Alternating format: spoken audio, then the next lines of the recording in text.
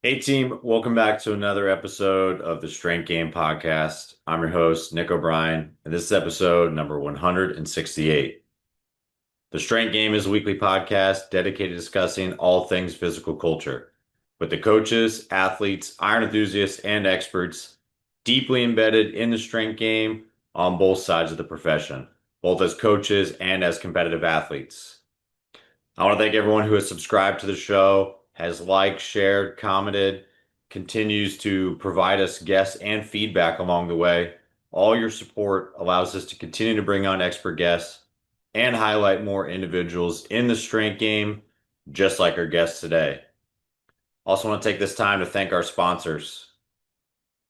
Family owned and operated since 1976, Samson Equipment has been specializing in full turnkey weight room build-outs from planning to installation. Based in Las Cruces, New Mexico, Samson provides professional weight room solutions for those looking to lead the way in advancing our strength conditioning profession. Coaches have relied on Samson as their top resource for all their weight room renovations because they provide the finest materials and design, product customization, and the most reputable customer service in the business. If you're in the market for elite level strength equipment, weight room renovations, or upgrades, be sure to check out samsonequipment.com to see how Samson has been delivering clients a long lasting yet affordable product for over 4 decades. Also, want to thank our sponsor, Cerberus Strength. Owned and operated by active lifters, Cerberus is trusted by the top strength sport athletes and lifters in the world. Cerberus's wide range of products are made by athletes for athletes, truly living up to its moniker, made by the strong for the strong. From sandbags, training gear and supplements to lifting straps, knee sleeves, and much more, Cerberus Strength provides the highest quality strength products on the market, designed and manufactured to help you defeat, destroy, and devour your competition. If you're in the market for the highest quality strength conditioning gear and strongman equipment, be sure to use promo code strength_game at checkout to receive an extra 10% off your next order at cerberusstrength.com. Also want to thank our sponsor, Sport Kilt. Founded in 1995, Sport Kilt is the very first company to begin making casual kilts in the USA. Taking the traditional kilt concept, they crafted a casual kilt using modern materials that is perfect for Highland athletes and casual kilt aficionados alike. Sport Kilt offers an option for people looking for a tartan plaid kilt that is less expensive, comfortable, lighter, and durable, yet machine washable. So make the ultimate Celtic statement by checking out the full selection of kilts and stylish kilt accessories at sportkilt.com and be sure to use promo code TSG to save at checkout.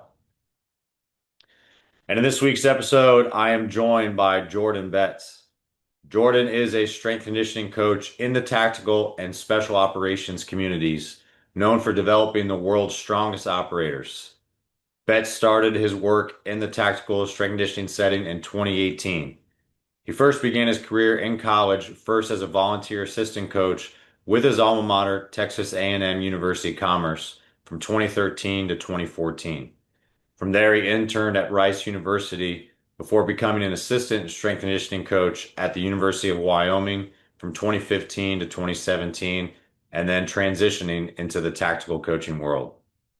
Betz and his wife, Riley, founded Downrange Strength, specializing in assessment and selection train-ups, powerlifting, and strongman prep around deployments and injury prevention for elite military units. They also run World's Strongest Operator, an invite-only strongman event honoring fallen operators. The inaugural event was held in 2021 in honor of Air Force Staff Sgt. Elchin of 26 STS and is looking towards its seventh year of competition and remembrance. A former football player at Texas A&M University-Commerce from 2011 to 2013, Betz channeled his preparation for football in the weight room and then shifted to competing in powerlifting. He remains very active himself and continues to train in a conjugate style while balancing the rigors of the tactical coaching profession running his businesses, and spending time with his family. Like I said, I'm excited to have him on the show today. So, with all that said, let's get in the game with Coach Jordan Betz.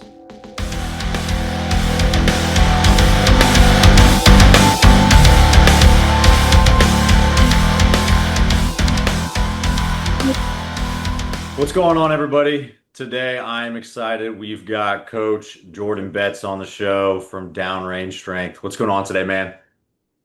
Hey, not much. Thanks for having me.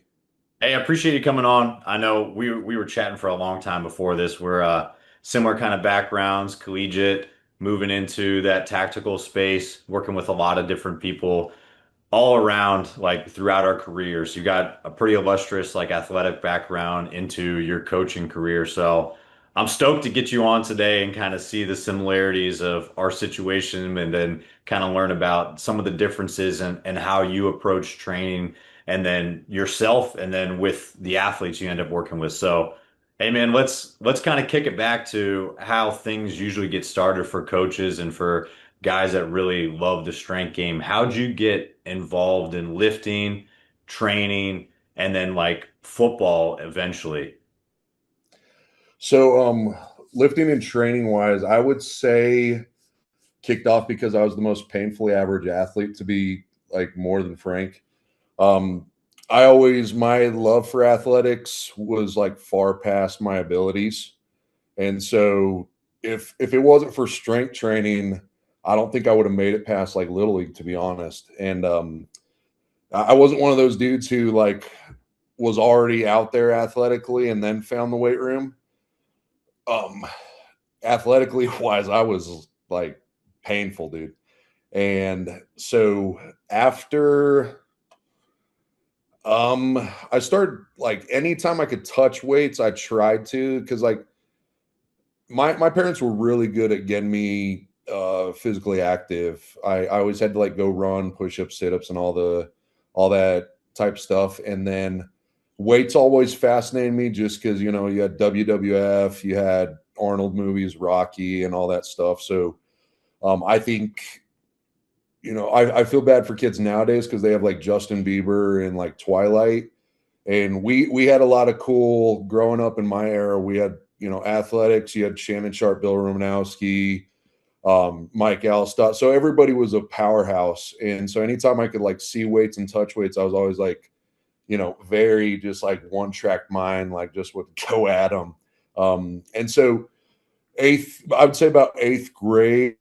Um, I had a couple of coaches who kind of took me under their wing and started getting me into strength training. And I was just addicted right away. I wasn't doing 1 a days, 2 days. I was doing 3 days because I would try to get into a weight room or running or jumping as much as I could. And then I was just like spazzing out, right? And just anything I could do, I was. And then it was my grandpa was really big into training, like, and he had a big academic background, so he was really good at being a student of weight training and nutrition, all that stuff. And so he really got me into the education side of it, and that's where I got attached to it because you fall in love with the weights, right? And then I found the programming and all the things that came with that. And so I remember when I actually really started strength training and really started programming, I was probably a freshman in high school. Um, I was playing left tackle, and I'm short for an offensive lineman. I was always the shortest offensive lineman, like high school and college. I was always the shortest on the O line, so I don't know what the hell I was doing at left tackle at that time. And I set back to punch, and I just like I launched the guy. Just I never got hands on somebody like that and really removed them like I did. And that was my aha moment where I was like, okay, there's something to this strength training thing. And the bigger I got and the more body weight I got, the faster I got. And I always tell people I couldn't do pull ups or run fast until I put on 100 pounds. Like when I first started training, I couldn't do pull ups. And then after I added 100 pounds of body weight, that's when I started doing pull ups. And so to me, I felt a really big return on investment. So from the second I touched the weight, it was game over. And then I just tried to learn as much as I could.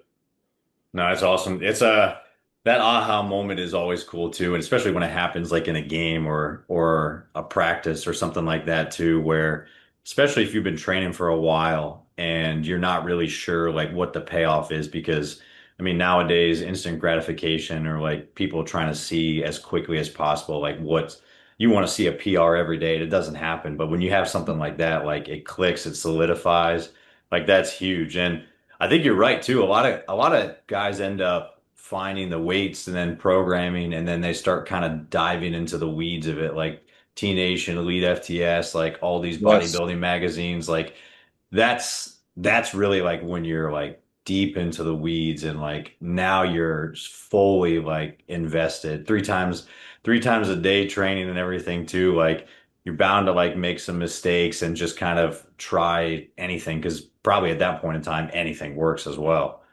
Mhm. And it's you kind of have to everything works at that point, right? You can bounce a barbell off your forehead and you're going to get strong.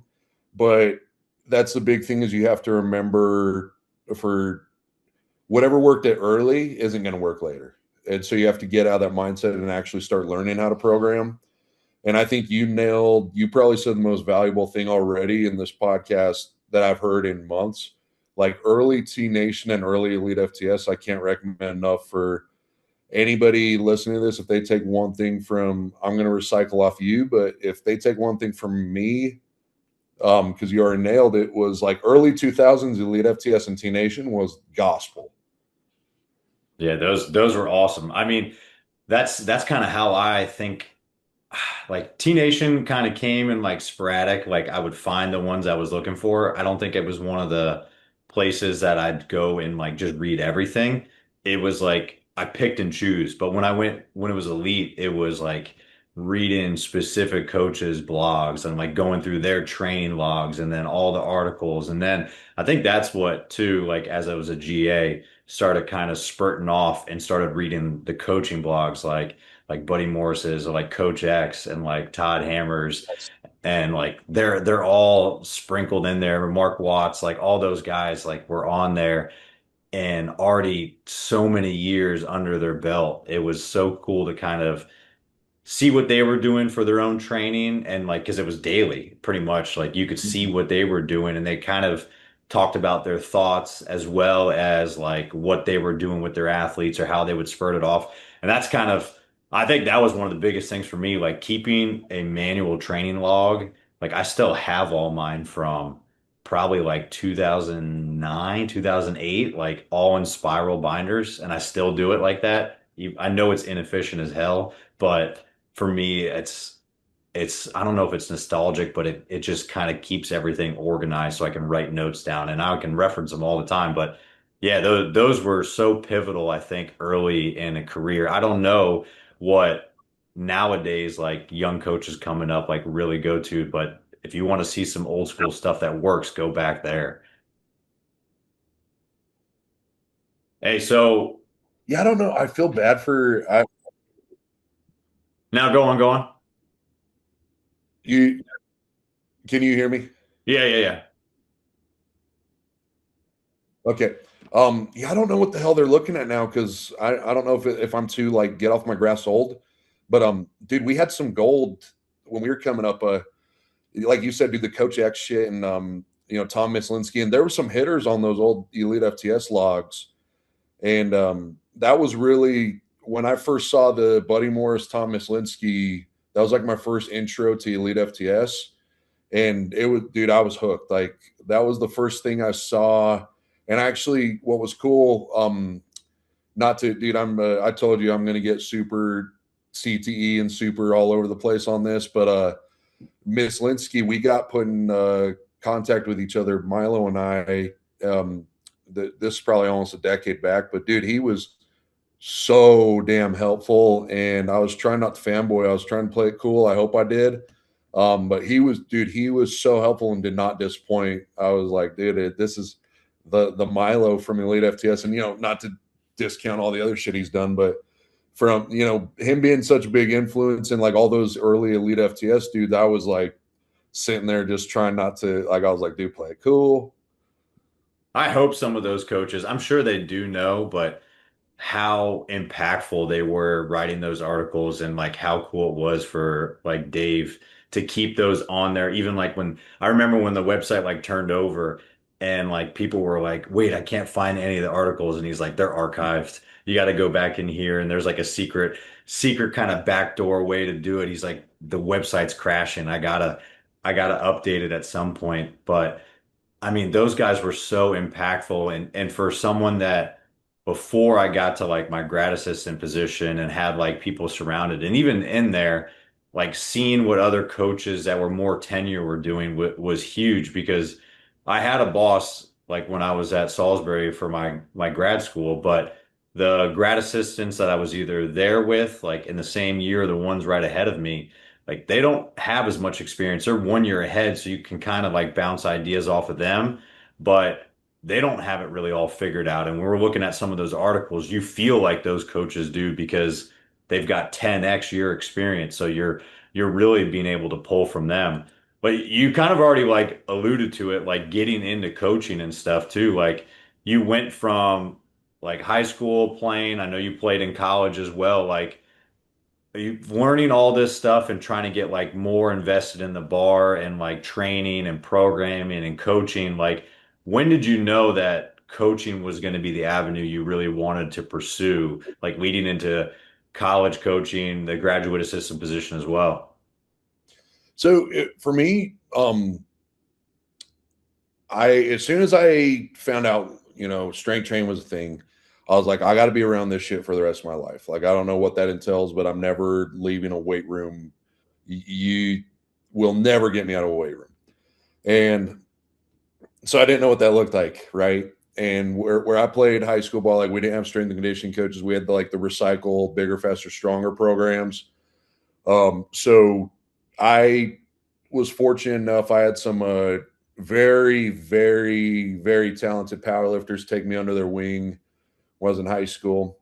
And you'd mentioned, some of those old like Flex magazines, Muscle and Fitness. I was reading a Muscle and Fitness, and they're highlighting the Florida Gators during their prime, and it showed their strength and conditioning program. And Muscle and Fitness, I thought, did a good job back then. They would show a lot of the pretty put together athletes their programs. And so you were seeing like dudes like Vernon Davis and Adrian Peterson, seeing what they're doing. And so I saw that Florida Gators program, and that was my kind of like bat signal in the sky. I was like, holy shit! So like this is a thing. So I'm not crazy. And because before that, I was like, I think it's just Nebraska that has a strength program because like you're in the kind of middle of nowhere, so to speak, as far as strength and conditioning wasn't big back then. So you're like, okay, there's Husker Power, then what? So it's cool. I was like, oh, University of Florida has it. I didn't quite know like every college had it yet because this is like early in high school. I'm not even thinking about college football yet because I don't even know if I'm going to play high school football. I'm not big at this point yet. Like I have some funny ass pictures of like I met Ronnie Coleman and Jay Cutler when I was a freshman, sophomore in high school. And dude, it's hilarious. Like it is funny as shit. I've showed some people the pictures, and it looks like I look like a stick figure drawn on there. And so I'm like putting the cart before the horse. I'm like, okay, I'm going to be a strength coach, but I need to figure out how to get bigger and stronger, playing high school, playing college. And so to answer your question, I told you I'm going to get like all over the place on this, but as soon as I read that article, I was like, game over. I'm going to be a strength coach. That's what we're doing. Don't know how it's going to look, but we're getting there.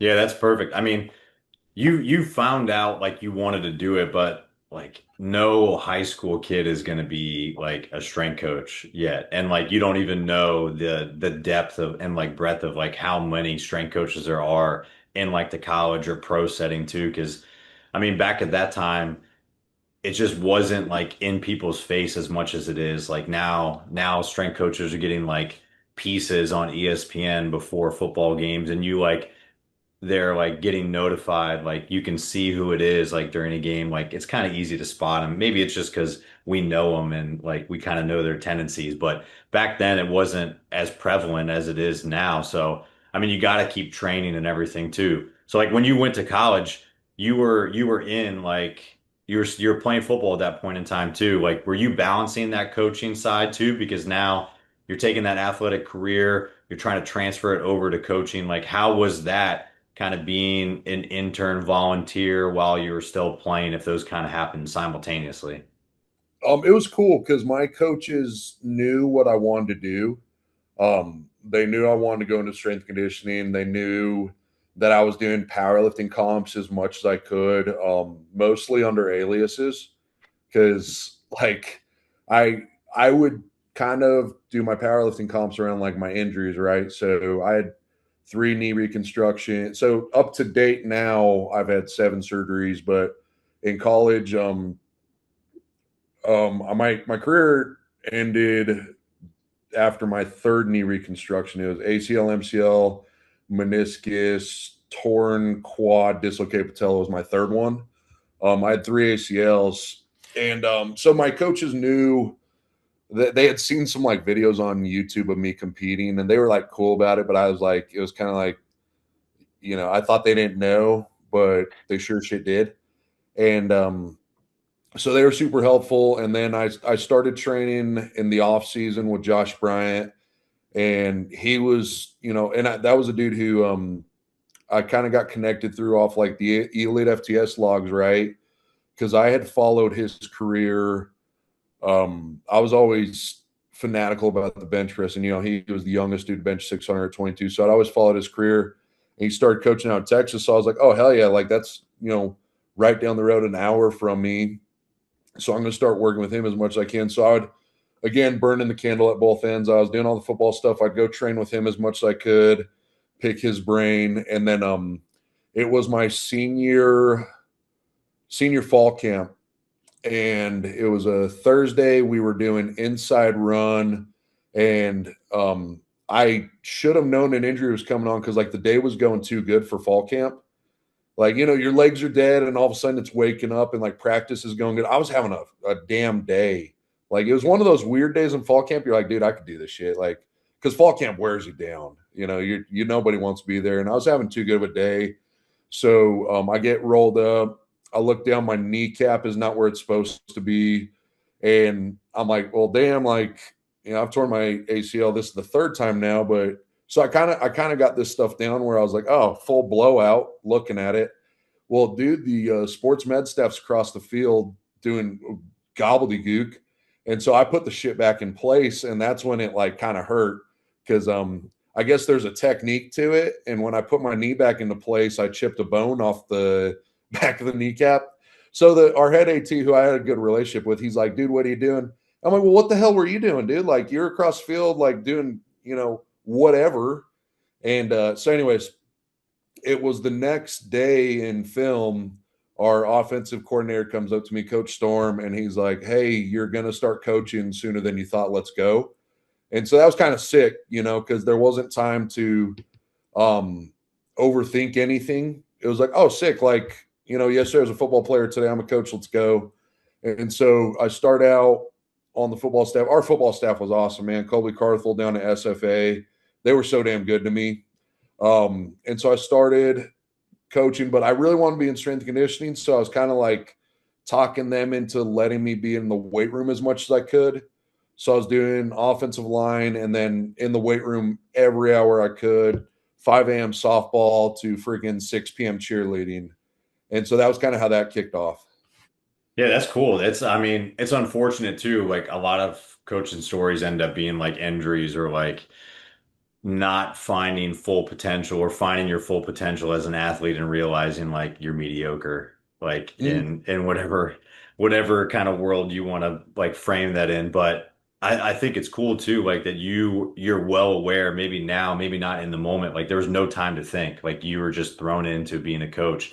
And it's difficult because I did the same thing, going from uh, maybe not as quickly as you, like injury to coach, but season to next season, like I'm still living with teammates that I'm coaching. Like I'm not a player anymore. That's a Like, dynamic, dude. That's a dynamic. it's a mind. It's a mind fuck for you, like just to like kind of put that on. And like you're still buddies, like, but there's like a really weird, like kind of line in the sand that you tiptoe around to like help them, and you're still trying to like not kind of screw them over, but like you're in sort of a role over them to like kind of guide them as a coach. And you don't know what you're doing. Like it doesn't like you going from one day like playing to the next day coaching doesn't mean like you've got 15 years of experience and they're just supposed to listen to you because you have a whistle versus a jersey on.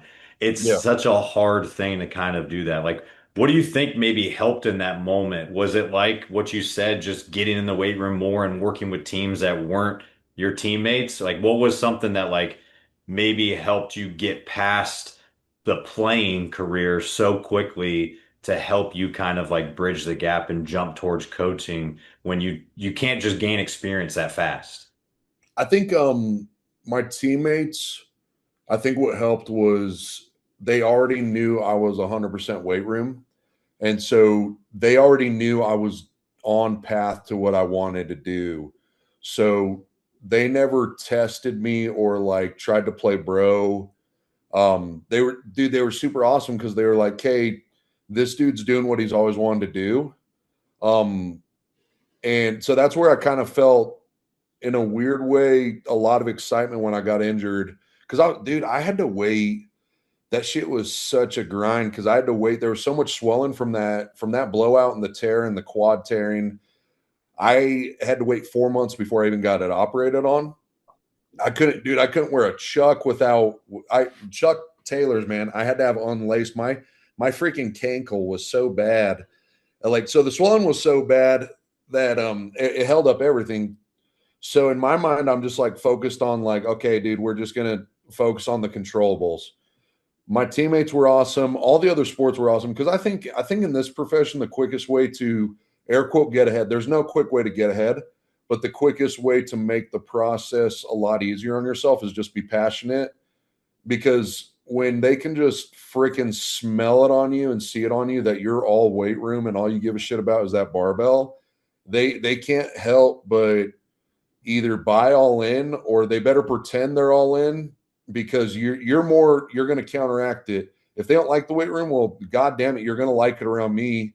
And usually I haven't met anybody that didn't end up loving the weight room. Even dudes who straight up weren't weight room dudes, they're gonna spend time long enough where they see the benefit.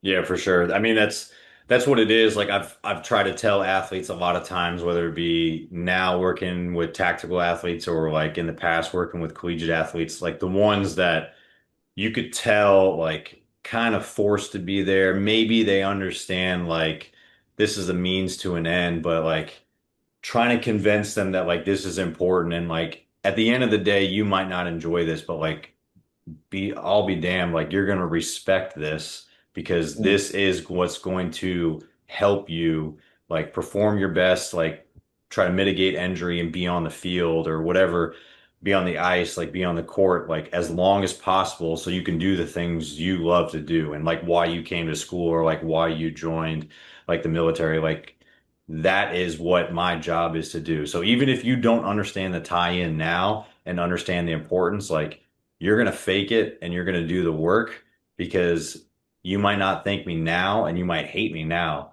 but in like a couple years down the line or when you're going through something difficult and you it clicks, like you have that aha moment that like, oh shit, this is what Coach Jordan was talking about. Like Coach Betz is like, hey, he's been preaching that this is important, and now I kind of get it. Like this, I mean, that's what it's worth it. Like we're not going to see the culmination of all that stuff or like kind of get the praise always. So as long as they're in a better position when they leave, like that's what you got to do as a coach. For sure. Hey, so working, I know you worked with a lot of football. It's a lot easier to kind of have that tie-in. This might also kind of come back when it comes to working with maybe some of your tactical population as well, and maybe people that just aren't as bought into that process. But working with any Olympic staff and like Olympic athletes as well too, like how do you kind of take a practical approach to like get them up to speed on like the importance of the weight room because like the physical side of football is easy to kind of tie in is like mass moves mass, like you need to be able to block, you need to be able to hit, you need to be able to run fast, like all those things can be trained in the weight room. Same with like tactical, like you might get some support personnel that are like, man, I don't really ruck that much. I really don't do this much stuff. It's like, why do I have to do this? Like, is it just kind of like consistency over time? Is it education? Is it just kind of finding what ties in for them? What do you think is like the best approach to trying to get someone a little bit more bought into the process so that they at least appreciate or respect or fake training? I like that question a lot because with the more air quote like hardcore masculine physical a demand is, the easier the weight room is because I don't gotta tell you the weight room's important when you gotta go stop a bull rush or you gotta go like so wrestling, football, any sort of like combat sport fighting. I don't gotta tell you the weight room's important because some dude is gonna make sure you know the weight room's important.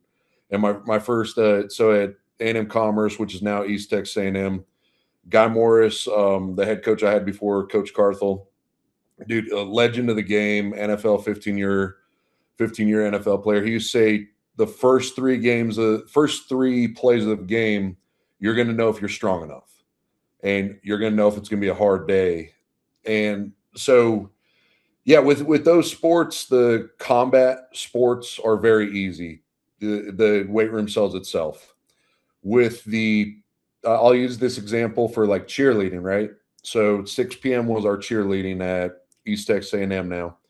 Um, like those girls didn't want to be there at 6 p.m. And I think the best way to get somebody all in on the weight room as a strength coach for like a sport like cheerleading or a demand that doesn't want to be there is one, it really challenges you like your program. Can you defend your program? Can you defend your exercise selection? Can you defend that everything we're doing today has purpose? And I need to be able to take every single exercise, every single set rep, and I got to be able to defend that and be like, hey, we're doing this lift because of this. We're doing this because of this. Like I remember I had a cornerback who he couldn't stand front squat. And I'm like, okay, well, like, what about your back pedal? What muscles we using? And like, you can tie it in really easy, right? So with cheerleaders, you got spring break coming up, and you're like, hey, so you might not be all in, but we all like muscle mass. We all like looking lean, XYZ.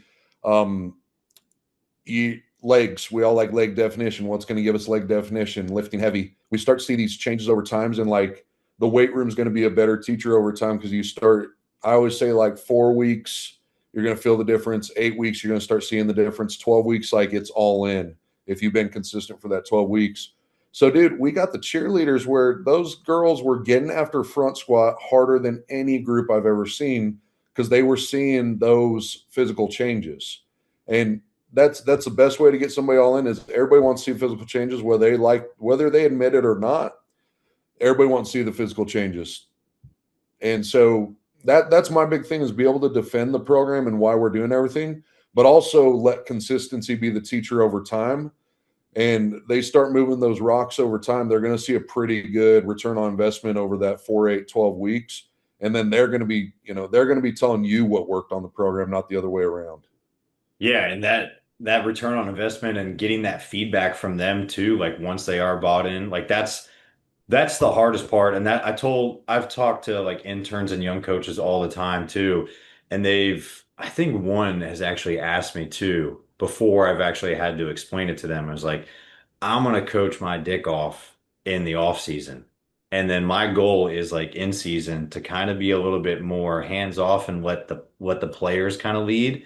And then I'll be kind of the person that changes the thermostat. Like if we're too cold, like we're gonna turn it up. If we're like overcooked, like I'm gonna kind of bring us back and be the voice of reason a little bit too. But in that off season, like we're setting the standard, like this is exactly what we're gonna do all the time. And I think that plays into also getting buy-in with them. And like if you want to see the return investment and you want to see them kind of see it, feel it, and then like give you feedback on the program, they've got to be invested. Otherwise, they're coming from a place of like, I don't want to be here. I don't want to do this. So like honestly, like you can't really just throw it away, but like it's not like constructive criticism. They're just a complainer. There's someone on the team that like you can't use that feedback for anything other than I probably did a poor job of like getting this person to buy in, but you also at the end of the day can't get everyone on board. And that's kind of the hardest part about being like a team coach too, like working with so many people. Like you're not always going to get everybody bought in with it.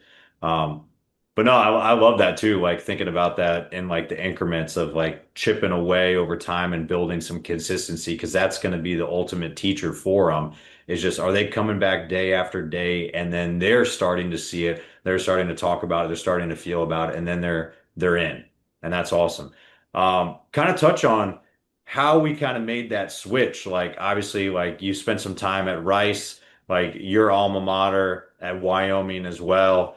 Like collegiate time, a lot of coaches are starting to kind of make that shift towards tactical. I think you made it probably a lot sooner than like maybe the masses are now.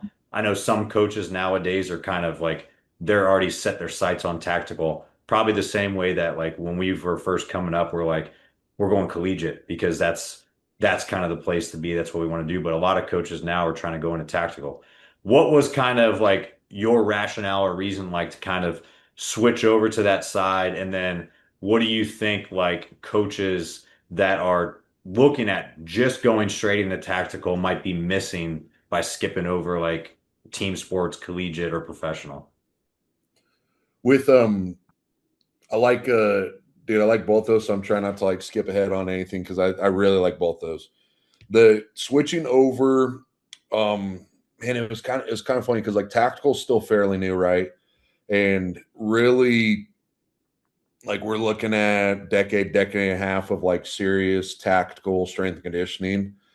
Um, so my mentor Yox, Coach Kevin Yoxall. So Yox, he was kind of like brought on as a consultant to bring over Division 1 pro, kind of, I'll say like poach over coaches to tactical, right?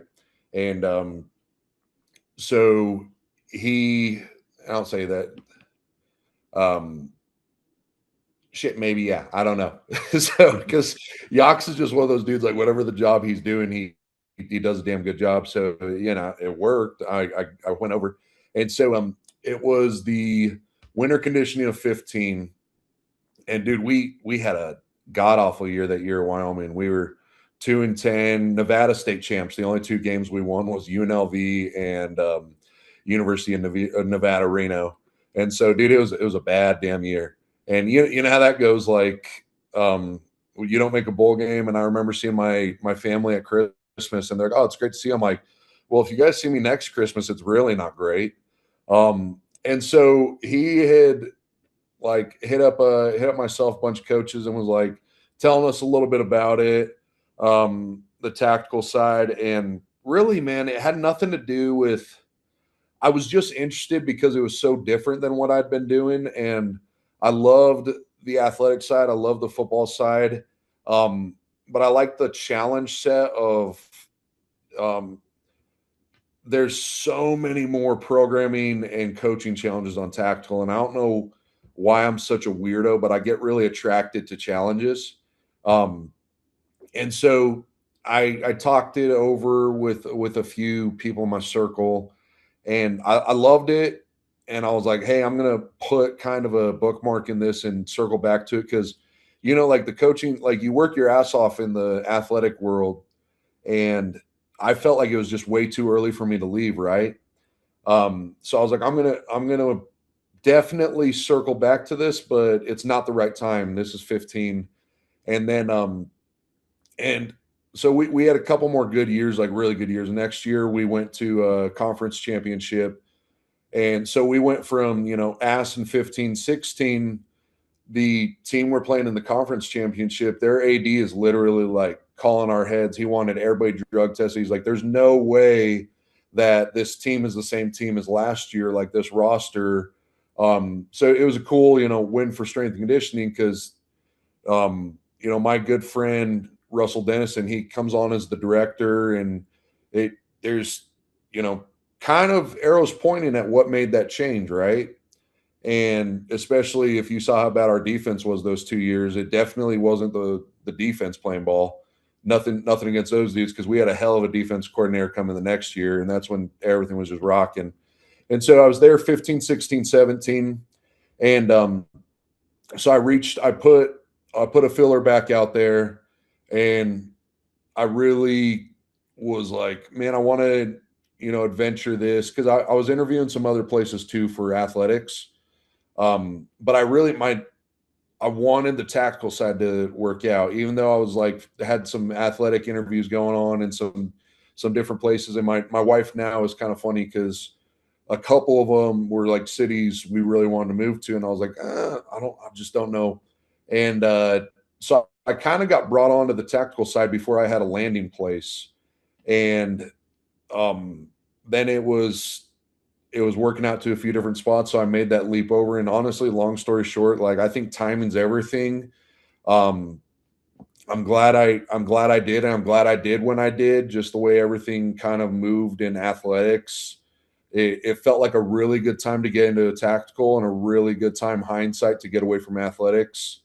And I know a lot of dudes who are crushing it right now and doing a great job. Just, I felt fortunate for the time I was in athletics. I thought was a good time to be in athletics. No, that's a great way to put it too. Like, and yeah, you kind of tiptoed in the water. At least you put out some feelers too, and you kind of like were having a game plan. I think that more young coaches could do that as well too. And like, you don't have to make that wholesale switch, like you said, put a bookmark in it and just kind of revisit it later down the line. But like, your goals are going to shift. You always kind of want to be broad very early in your career so that you can make that Yeah. transition too. What Dude, and I, like I messed up that on you. I messed up that on you. I told you, dude, I get all over the place. Um, so I did, like, because I had a couple buddies. Oddly enough, dude, on my little league team, we had a PJ, a Navy SEAL commander, and three Green Berets. Like, weird, dude. Like, yeah, funny as shit on our little league team, right? And so I've kept in touch with a number of them. And so I started after 15, I started picking their brains a lot more.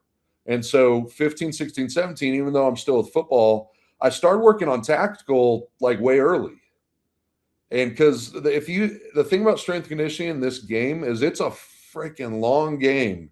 And so you can't be quick on anything. You have to develop out. So it was really like 2015, like Task Force Silverback is our main subscription for downrange strength.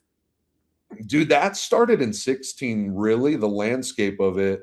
And then it hit soft in 18. And then, but it was kind of funny because I started kind of getting on my whiteboard and pulling out the yarn and the crazy shit, talking to my buddies who were deploying and talking to a couple Green Berets. And, one of them was one of my groomsmen, like one of my best friends in the world. And so it's kind of funny. I started building blueprints 2 years before I joined, and made the switch over. So that was kind of funny. I forgot that till now, how weird I was on that shit. And I what to answer your other part of your question on what I think young coaches need to, who want to go in the tactical landscape, right? Dude, I think if you want to end up in tactical, delay that for as long as possible and coach as many different people as you can. Because I think that was one of my biggest, even though I ended up with football so early, I was only with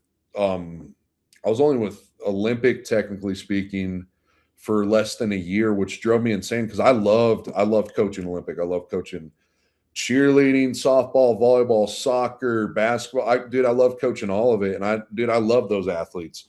And when I went all football, even though I was a football guy, even though I loved our staffs, our players, I missed the dynamic of having everybody, because it really sharpened you up as a coach. You got to learn communication really well.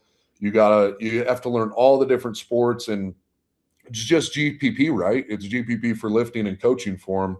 And so I really, like, what was funny was every football position I took, I was trying to get Olympic spots, but it was just like I was getting typecasted like hell for football just because of my background and way I talk sound. I was an easy football guy, but I really, nobody suspected. Like, I wanted to coach all the other sports, so it's kind of funny. People were like, "Hey, how would you fit with soccer?" I'm like, "Dude, I love soccer." They're like, "Really?" And so yeah, I think coaches now, dude, coach everybody, coach grandmas, coach everybody, like, and get as good as you can. Cause I think that's what a lot of coaches are missing out on. Not want nowadays, they want to specialize so early, and you're just robbing yourself down the line. Cause in tactical, every population is going to come out. You're going to work with some dudes who have grandma backs that you got to get strong.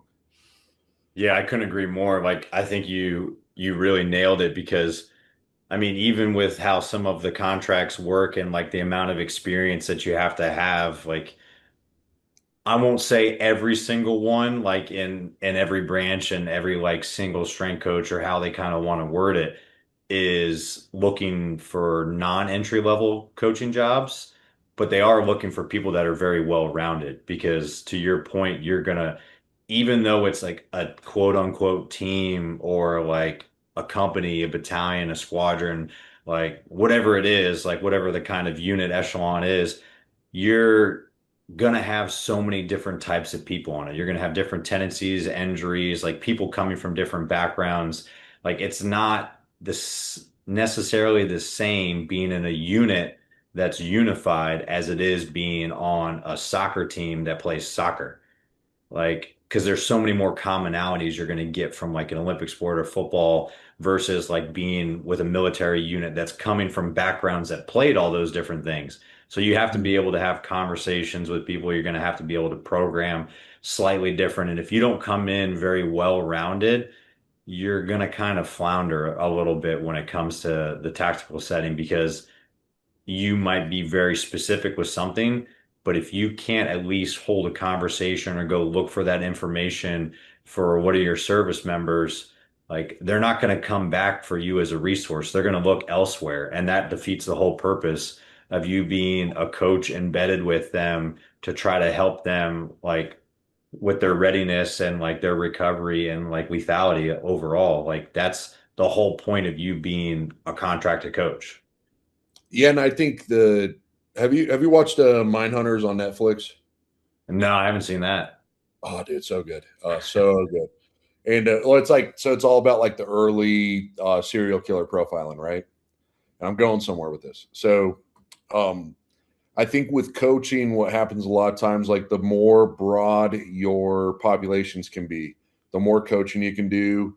You end up seeing trends over time, and you end up like being able to revert back. So when you watch somebody move, you can be like, "Oh, I remember so and so move like this. This is what we did." You see an injury, and you can revert back, and you even a conversation like you talk to this guy and you can dude it gets to the point I was talking to a coach the other day like where we can guess what people's parents did like based off coaching them. You see these trends the longer you've been coaching. You're like, oh, dude, this dude's mom was definitely a teacher. And so it's funny because like strength coaches, we have this like really weird knack for that stuff. And so that's why I think the more communication and the more watching people move you can do early on in your career, the more it's going to return and you're going to be able to predict and be a problem solver later on.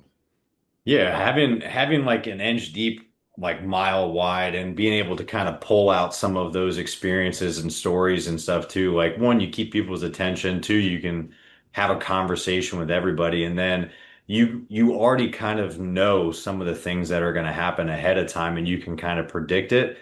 And then you, especially when you're coaching so many different people or large like group settings, if you have one of those like you can really kind of go to the people that really need it the most and like kind of make those quick touch points and you don't have to like regurgitate like really long-winded like movement corrections or things like that. It can be a quick touch point and move on.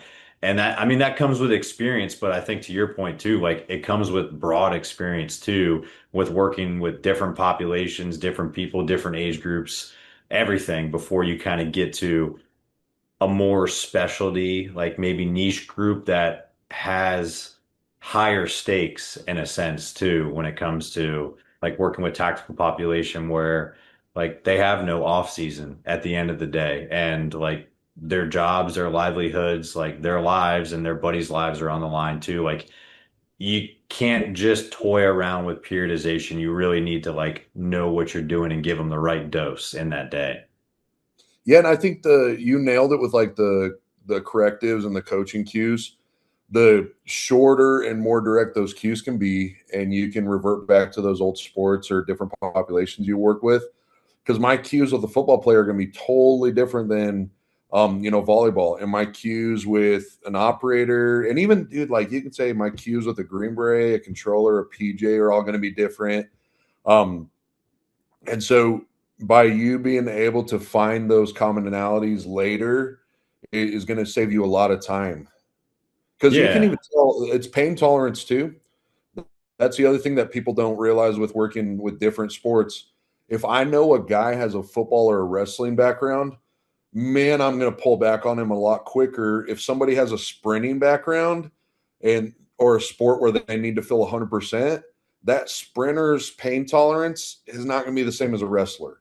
And that wrestler and that football player are going to be used to being fucked up all the time. So you got to protect them from themselves.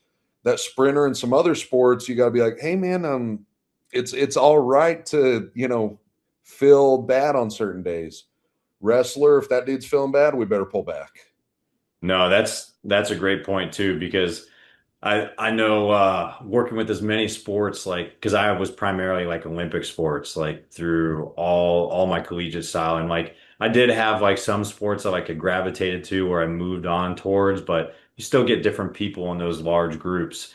But like some of the ones that I never worked with, but like I would try to pick their brains a little bit more is like cross country and like track and field too, because to your point, like trying to find someone that wants to feel 100% all the time, but is also very attuned and like knows their body better than anyone else. Like they're doing like small meticulous things, or like they're dialing down like their nutrition to like grams every single day. They know what time they're going to sleep. Like their time management skills are crazy.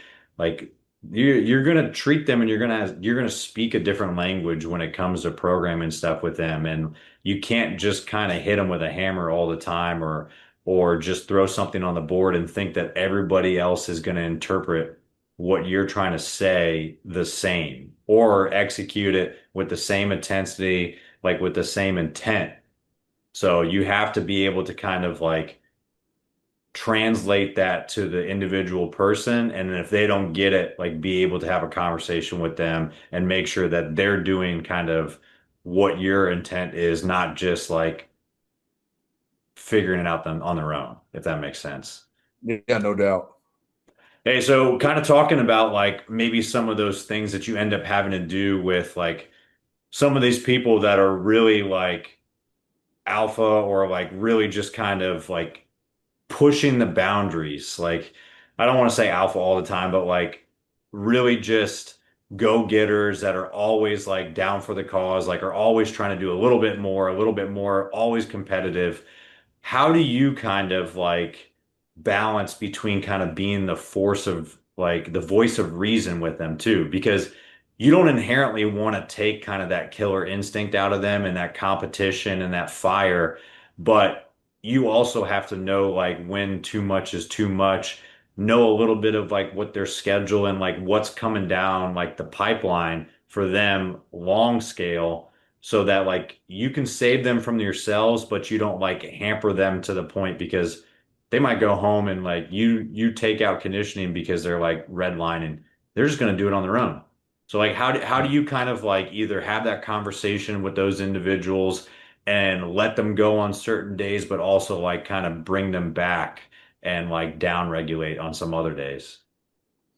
Um, because I think that's a big thing is like yeah, alpha's been ruined, right? And hardcore, like some of these words have been ruined because like um people over and misusing them. So, but I know what you mean. So like for alpha and hardcore dudes, I always say keep hardcore dudes hardcore. And what I mean by that is like a lot of these dudes, like we're talking wrestler, like combat athletes and combat professionals, your operators and like hardcore alpha professionals. I think one of the things, and you have to defend them from themselves because they want to push hardcore movements and hardcore conditioning and heavy lifts and stuff like that. Like, I mean, it's their background, it's what makes them them. A big thing I try to do is like give them a live to lift another day mentality where I explain to them like in an actual educational, as much as I can be an educator, right? Because I'm far from that, and I wouldn't put me in that scholar category. But I'll get on the whiteboard and actually like explain to them the big long term piece of, hey, if we got like FMPs we're working around, if we have like jump trips, if we have different high tempo, whether we're talking deployment, TDY, local stuff, and talk to them about turn it more into like sports season, because we're going to treat those like in season lifts and in season periods. So in layman's, for like if an athletic coach is listening to this, like if I got volleyball and basketball in season, I'm sure as shit not jumping them in season. That's what they've been doing on the court all day. So I'm going to do the opposite of that. And I'm explaining that to the combat professionals that, hey, usually what we're going to do in the weight room or field work is going to reflect opposite of what we're doing for your field and your training and your whatever your day-to-day demand is. There's windows where we back off those type of conditioning, because all you're going to do is crash your hormones, increase stress, and just, tank yourself. And that's where everybody wonders why there's a low testosterone pandemic in this country. And it's, a lot of it is stress related and overdoing endurance. And you can dive down there's enough podcasts and enough Instagram posts on all that bullshit. I'm not going to get into it, but it is, what do we know about overdoing endurance? Boom, that's going to happen. So it's explain to those dudes the proper windows of when we push the hard conditioning, the heavy lifts. If I got a dude on a jump trip, I explain to them we're going to do a spine kind of going into the jump trip. I'm going to decrease the spine loading. We're going to do a lot more oil change type stuff, belt squat walks, reverse hypers, a lot more upper back work, and a lot more stabilizing work. Like in the neck, I'm not going to do a lot of eccentric work. I'm going to do a lot more isometric stuff in those jump phases. And then when we come out of the jump trip, if it's like jump master and, whatever else, XYZ, we're going to phase back into the spine loading and reintroduce the deadlift. And usually, if done right, they don't lose much strength or much conditioning. But what happens when dudes and people start demonizing the weight room and training is they're trying to stack on heavy lifting and heavy conditioning on top of these phases. And then, hormones, a mess, stress, a mess, spine that's already decompressed or already compressed, we're compressing more. And that's when they get injured and they're like, oh, deadlift's bad. And it's like, yes, deadlift is bad if you stack it on top of this. Yeah, it's a great point too, because like without knowing that stuff and kind of being embedded with the unit and learning those things, like you're just going to program, and those things are not mutually exclusive. Like they go together. So you have to make sure that like how you program complements that stuff. And I mean, it's the same thing that we've always done in sport training, like you said, with jumping, and like you're not going to just double down on what you just did at practice or what you're doing in season at games. So why would you do the same thing on the tactical side, or like try to like go high and high when you got a high mission tempo and like you're running operations or getting kind of prepared for a deployment or like some sort of TDY? Why would you do all that stuff when you know clearly that's what they're going to end up doing, and you're just putting them in a more fatigued state and you're burning the candle at both ends? And that's not something that you can kind of mess around or you're afforded the time to recover from. Like you could always do that. And like we said, there's no off season. So you're trying to make this extend their career as long as possible. If they want to be in 20 plus years, like you doing this like in a short pipeline for a month could really ruin a lot of chip off some of that time on the back end by them having to have a surgery or being injured or having to like drop out of a school or a class date. Like there's a lot of things that could end up happening by you trying to like just throttle, throttle, throttle just because they're hardcore guys and they can handle it. Yeah, and I think, dude, the big thing I try to tell dudes on in this population, what's so unique is a bad program. Everybody is 2 weeks away from retirement. If you run the wrong program in this population, they're 2 weeks from the worst body of their life. On the flip side of that, in this population, they're 12 weeks away from a brand new body. So it's like kind of a 2 to 12 window. I've kind of like noticed with dudes where 2 weeks we can fuck everything up, or 12 weeks you can be like, all right, dude, I'm a brand new human. I feel great. It's just timing's everything. But I think also one thing I found that works where you like, how do you still train a dude hard without him feeling neutered? Because I think some people struggle where they're like, there's been a weird upsurge in tactical, and I think everything. I'm not just going to demonize like the upsurge in tactical, but people think like the more hardcore a dude is, like a football player, an operator, a wrestler, that we need to like treat them like yoga mats and have them work on mobility and throw all these $2 words at them and start doing all this yin yase bullshit with them.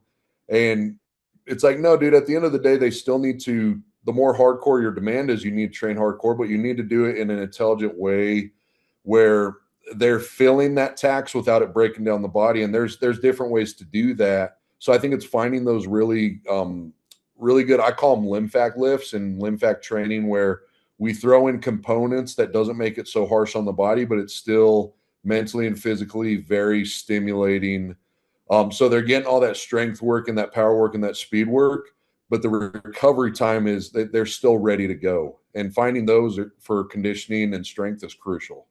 Yeah, I mean, setting's important, but like proper dosage is also important too. Like you could take two ibuprofens and like you can get rid of a headache. You can also take a bottle and you can go night night forever. Yeah. So like, I mean, you've got to make sure that you're doing those. They can do all the things that you're talking about, and like they can train hard, but you got to make sure that like you're dosing it properly, and sometimes down regulating, having some of those like kind of oil change lifts and lymphatic lifts and everything too, where they're still doing something, but it's more beneficial and it's either setting them up for another phase or something important later down the line, and they're not just rolling around on the foam roller like constantly or just like static stretching stuff that like probably deep down inside like they're just chomping at the bit, like upset about.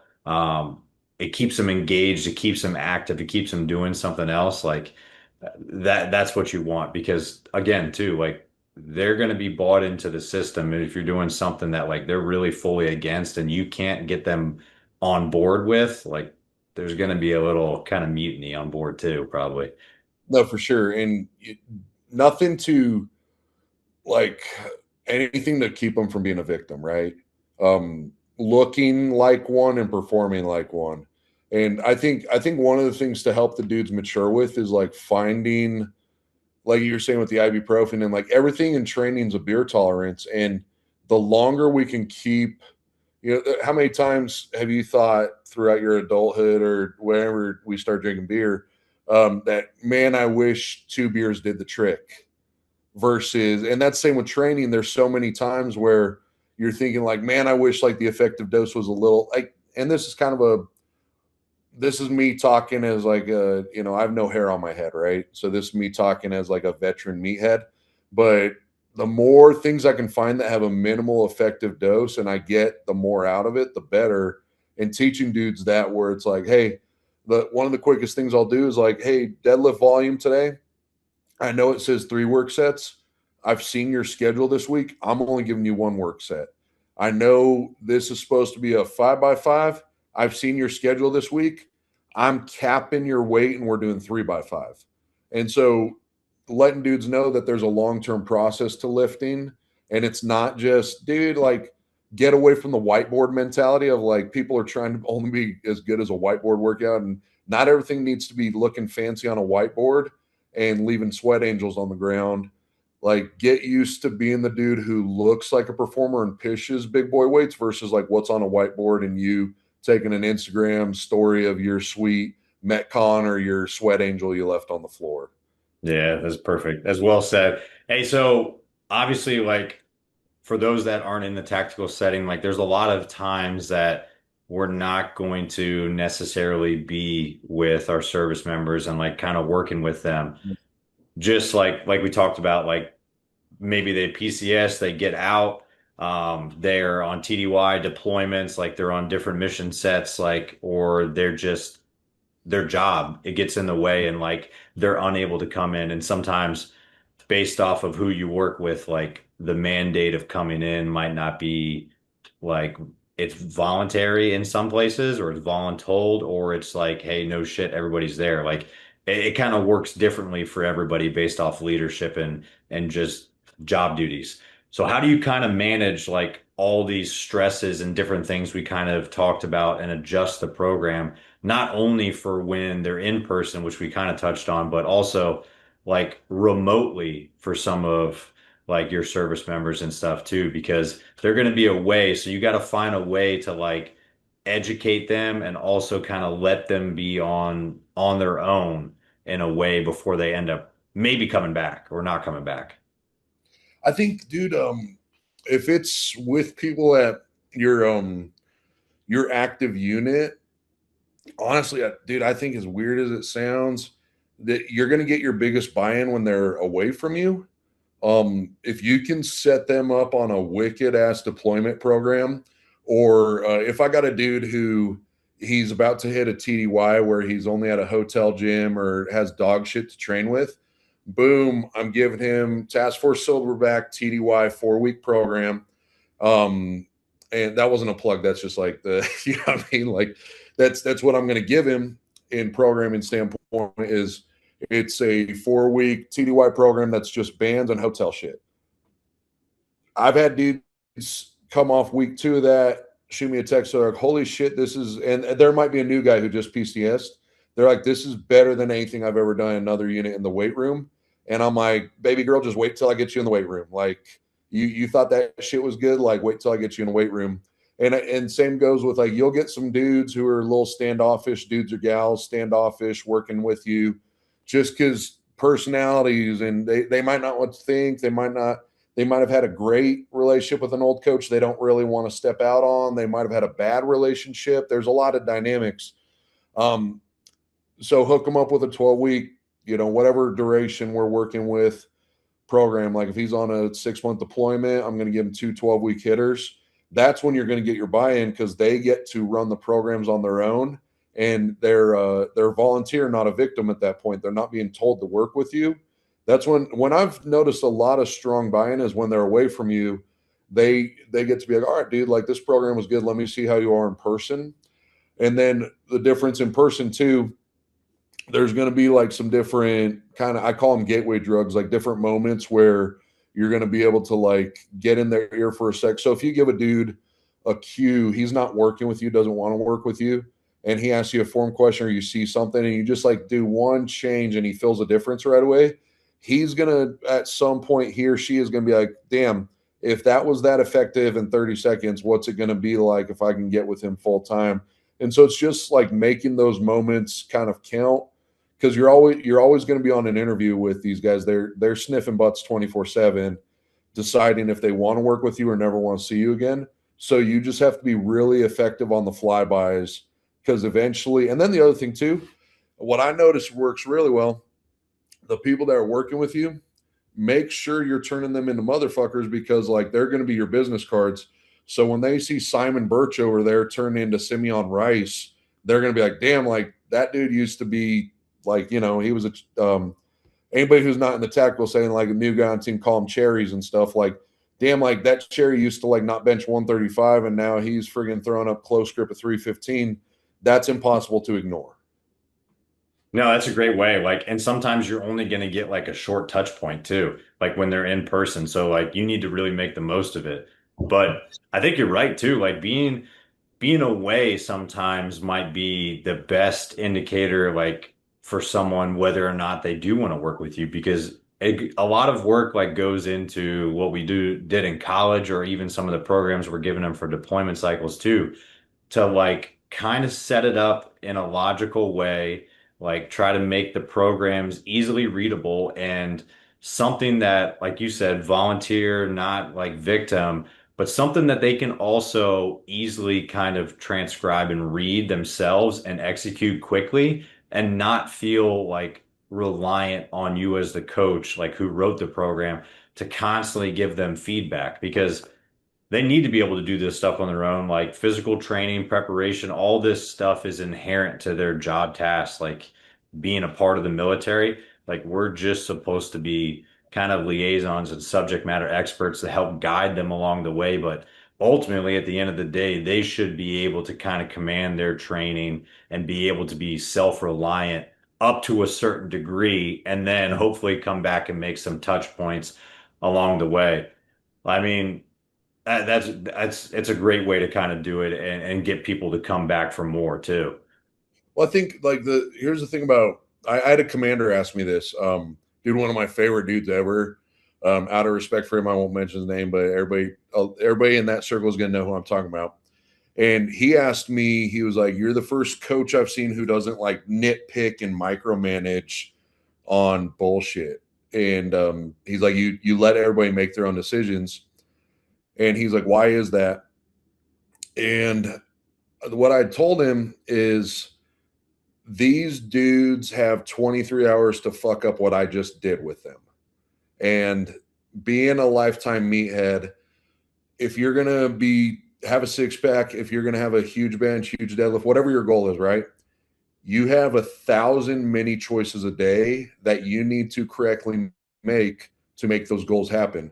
So I told him, I said, all I did is give these dudes a window and a chance and a good plan to go make this investment work the rest of the day. So I'm not going to trip balls on small bullshit because they have 1,000 ways to fuck up what we just did. It's up to them if this shit worked. And I always say all credit to the lifter. Like, dude, we're coaches, but there's some coaches out there. The only difference between God and them is God knows he's not a coach. Like, they some of these dudes think they walk on water and shit. And I'm like, man, you got to get onto that heavy bar and do the shit. Like, I'm a lifter, and I know there's not a program or coach that's going to come do this shit for me. So you got to trust the lifter and put them in powers where they're going to be confident in those loads and making those decisions. And the more invested they are in the weight room, the more they're going to start making smarter decisions with food, alcohol, sleep, you name it. And even like staying away from crazy people who are going to stress them out and shit. Like, that's another big thing. But so all that to say, I think the more you can make these dudes less dependent on us, the better job you're doing. Just like parenting, like we can't helicopter coach. If you're going to be effective in this setting and in the long term of coaching, the dudes shouldn't be relying on you and the gals shouldn't be relying on you. You should be just like giving them the tools to be successful. Yeah, you should essentially work yourself out of a job at that point Yeah. in time. Like they need to be able, they're going to move on too. Like they're not going to be with you the whole time. Like they're going to leave, which is kind of crazy to think about, like versus like maybe professional and collegiate style. Like we were kind of we're still kind of the constant, but like a lot of coaches were bouncing around more than athletes were when you were in collegiate. And now it's kind of tactical side, you end up staying put and like everybody's PCS and leaving farther away. So you want to give them all the tools so that they could be successful and kind of own their program because like you said, they're the ones that has to do the work. We're just making sure that we give them the right tools and kind of guide them along the process. But like nitpicking them for an hour doesn't change the result over the other 23. No, and um, I think that's a big like way that some coaches struggle in this population is they have to rely on the guys and gals being told what to do. And it's like, dude, like the thing about military and the thing about tacticals, these guys and gals are being told what to do 24/7. If you want to be successful in this population, like you better not rely on that shit because if they're having to be told to work with you, they have to work with you. But if it's their decision and they're doing what's best for their body, mind, strength, conditioning, they get to work with you. And so you have to like really make an environment, a true weight room culture that they look forward to coming in and escaping all the bullshit they have to deal with, whether, because they're all adults too. Like they're all paying bills. It's not college. They're not, Thirsty Thursday and, all these party nights. Like they have adult problems and adult stresses. So well, I always tell my lifters, I want to be the least stressful thing in your life.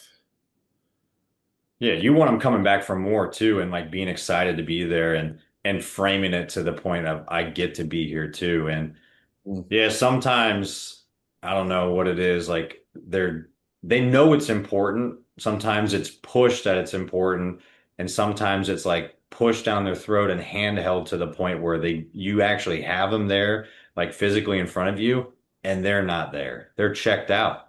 And like that weight room culture is gone. And some units are different, some leadership and how they kind of frame training and like preparation like can really skew and like put a bad taste in some service members like mouths, and that's when you've got your work cut out for you. And again, you better have really good broad experience and be able to kind of relate to people, start bringing some of those small people that are bought in to the program and kind of invested within your unit so that you can get more people in. It's an uphill battle, but it's something that's worth it in the end.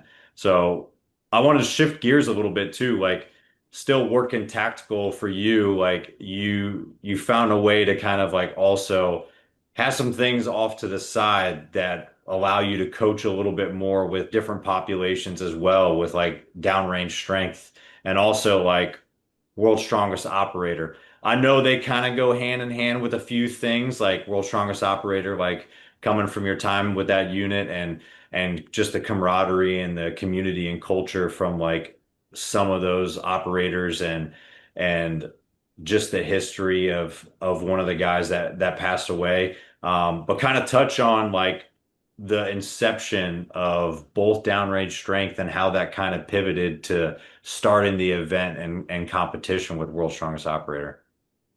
Yeah, man. I'll touch on the world's strongest operator first because that one's like very quick to the point where downrange strength was kind of an accident. Me and my wife joke about that all the time.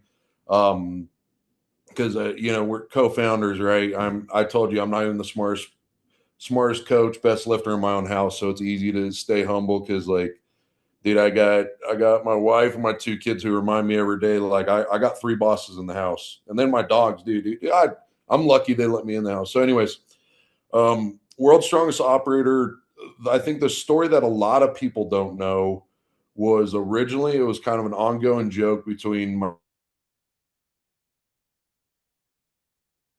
myself and the he was so happy with the strength product we had at that unit. Dude, we had no surgeries, no missed deployments, no MSK injuries. Like it was all the right things were going the right way. The culture in the weight room was badass. We had 100%, 100% rate of everybody doing the program. Over half the unit deadlifted over 500 pounds, right? So like everything was going great.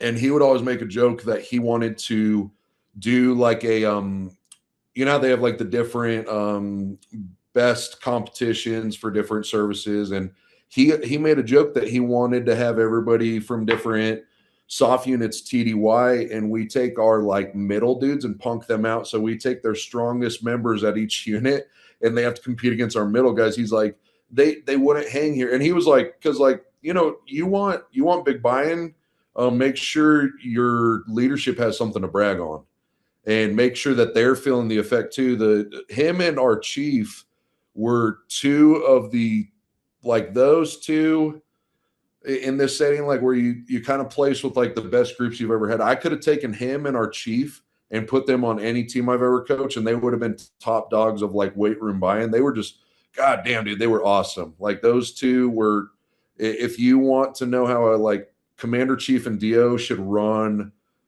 side by side with the strength and conditioning program, those three were freaking Mount Rushmore, right? And so he would always joke around like, we need to bring some cats in, TDY them from all over and punk them out, show them who like the strongest unit in the world is. So it was an ongoing joke for quite a while. Dylan Elchin, he was killed in action, and that was in November 2018. And so I'd start working with that unit, and that was a big, there's not like a proper way to describe it. That was a fucking huge kick in the dick for a strength and conditioning coach coming from athletic side, because now you're realizing how real shit is.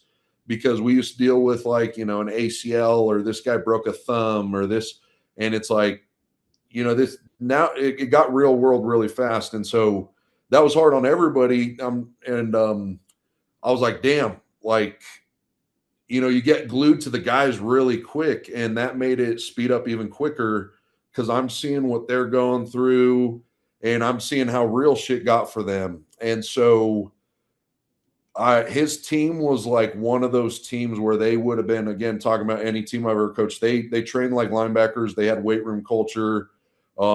They were a bad group of dudes. So really, as time went on, and I'm still really good friends with a number of his friends and teammates and keeping contact with them.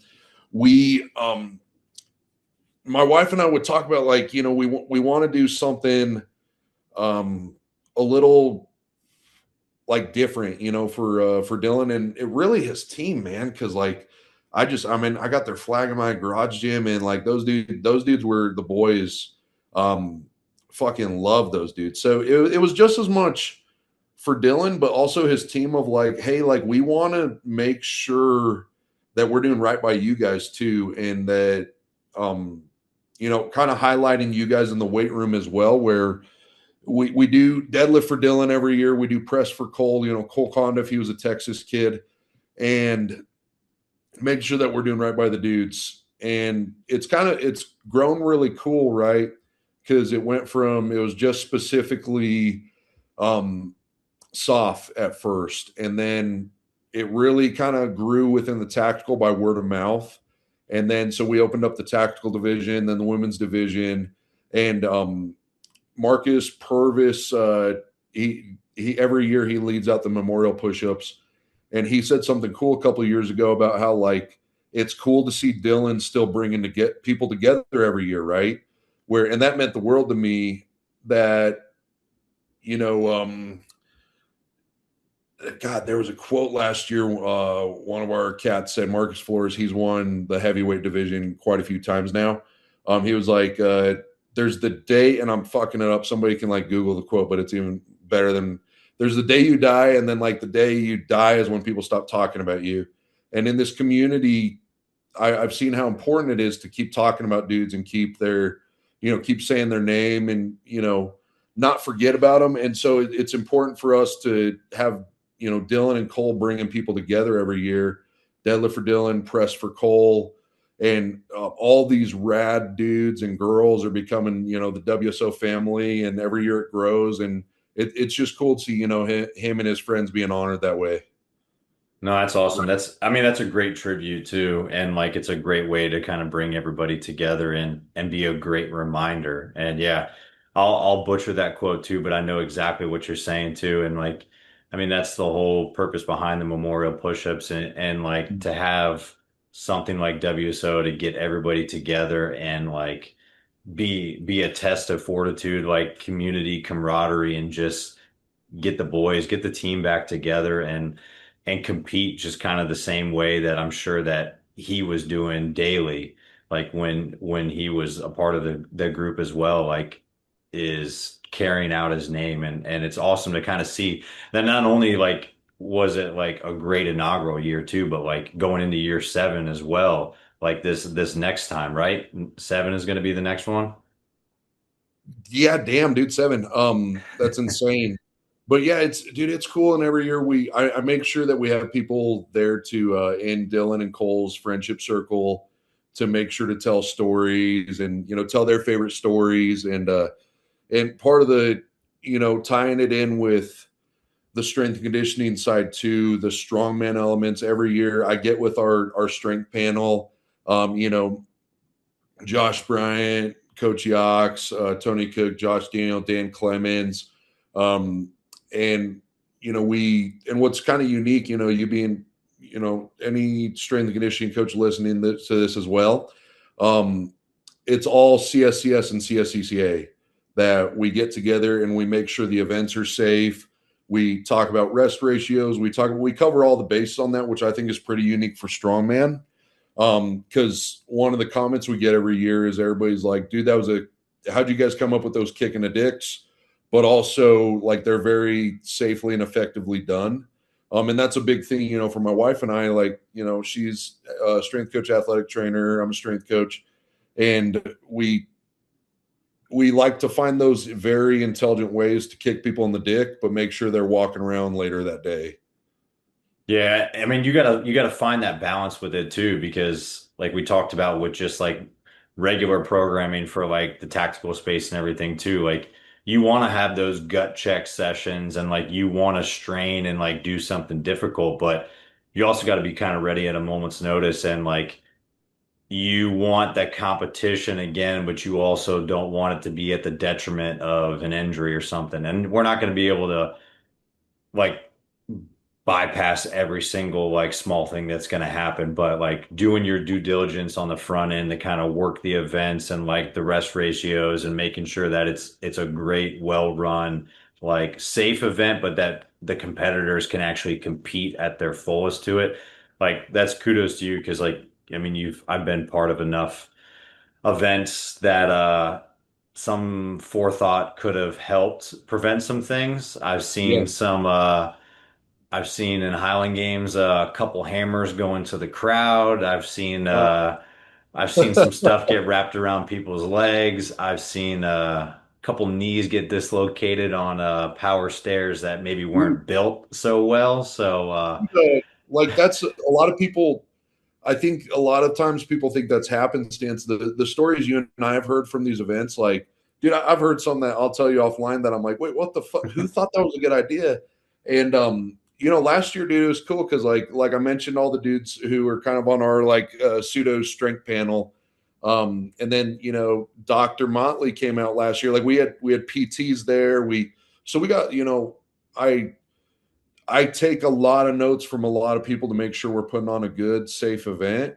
And I think that's something I'm really proud of that I don't advertise a lot about the event is, we got CSCS, CSCCA, and, PTs in on the planning where exercise selection and order is like really big for us. Where I look at some of the strongman events some people are putting on, and I'm like, who in the hell made you think what made you think that's a good order?